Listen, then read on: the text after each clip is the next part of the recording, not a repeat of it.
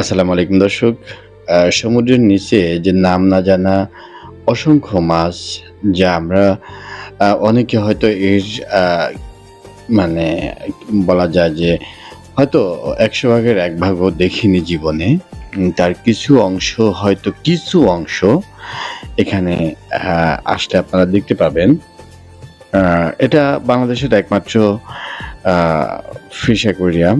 এগুলো যা দেখতে পাচ্ছেন, এগুলো আসলে আমাদের প্রচলিত গ্রাম বাংলার মিঠে পানির যে মাছ তা আ বা সেগুলো না। এটা সম্পূর্ণ ভিন্ন প্রজাতির এবং সামুদ্রিক যে মাছগুলো আছে, সেগুলো দিয়েই এটা সাজানো। তো আসলে আপনাদেরকে নাম বলে আমি introduce করাতে পারব না। এজন্য কারণ আমি আ নিজেও এই মাছগুলোর নাম জানি না।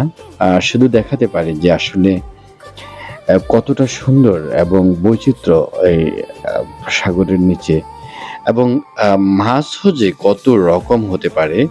তবে এই যে এখন যে মাছটা দেখাচ্ছি এটা আপনাদের ঠিকমতো দেখতে পারলেন কিনা জানি না। ওই মাছটার নাম হচ্ছে বোর-সুন্দরী মাছের মতো অনেকটা। আর এটা আমাদের কি বলবো যে আ মানে দেশীয় মিরকেও বোঝা যায় না, আবার আ শোল মাছও বোঝা যায় না। এমন একটা বিষয় আরকি।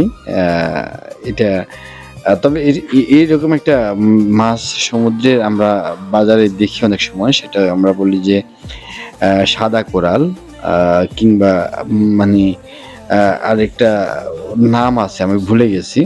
এরকম ঠিক এরকমই কিন্তু সেটা অনেকটা সাদা এবং খেতে খুব বেশ ভালো লাগে মাছটা। আ এই মাছটা অনেকটা সেরকম কিন্তু এটা সেই মাছ না। আ এই হচ্ছে আ আরেকটা প্রজাতির মাছ। আমি এদের সাথে কিছুক্ষণ খেলা করলাম। ওদেরকে মানে হাত দিয়ে এদের গ্লাসের উপর থেকে ধরার চেষ্টা করছি। এখানে খুব ছোট্ট কিছু মাছ আছে যেটা দেখা যাচ্ছে না ক্যামেরায়। আ তার পরবর্তীতে আমরা চলে যাচ্ছি পরবর্তী গ্যালারির দিকে। দেখতে পাচ্ছেন যে এখানেও আ অনেক প্রজাতির একসাথে মাছ রাখা আছে। এবং এখানে আরেকটা বিষয় আছে যে শাপলা পাতা মাছ। দেখতে পাচ্ছেন যে পুরোপুরি এটা হচ্ছে শাপলা পাতা মাছ, অনেক বড় হয়। আর তার পাশে আরেকটা আ সুন্দর ডিজাইনের মাছ বলা যায়, খুব বেশি সুন্দর ডিজাইন। আ এর পাশে আবার ভিন্ন রকম সুন্দরের আরেকটা মাছ। আমি শুধু সুন্দরী বলতে পারবো। এর বাইরে তো আমি এগুলোর নাম জানি না। আ কিন্তু আমার কাছে ব্যাপক আ যে আ কৌতূহলের জায়গাটি সেটি হচ্ছে যে আমরা কতটুকুই বা দেখেছি পৃথিবীকে, কিংবা আমরা আসলে কতটুকুই বা জানি।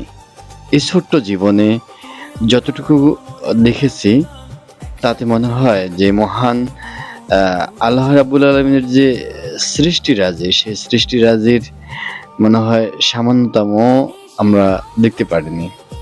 এখানে যে মাছগুলো এগুলো আলো আ প্রতিফলনটা হয়তো সহ্য করে না। সেজন্য লেখা আছে এই অংশটুকুতে আপনারা ক্যামেরার ফ্ল্যাশ বন্ধ রাখবেন।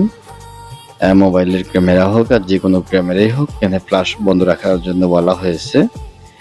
তারপরে আমরা দেখতে পারলাম যে এখানে প্রবাল, বিভিন্ন প্রকারের জলজ যে সামুদ্রিক তলদেশের উদ্ভিদগুলো সেগুলো বিভিন্নভাবে সাজিয়ে রেখে তার মধ্যে আবার বিভিন্ন রকমের আ সুন্দর ছোট মাছ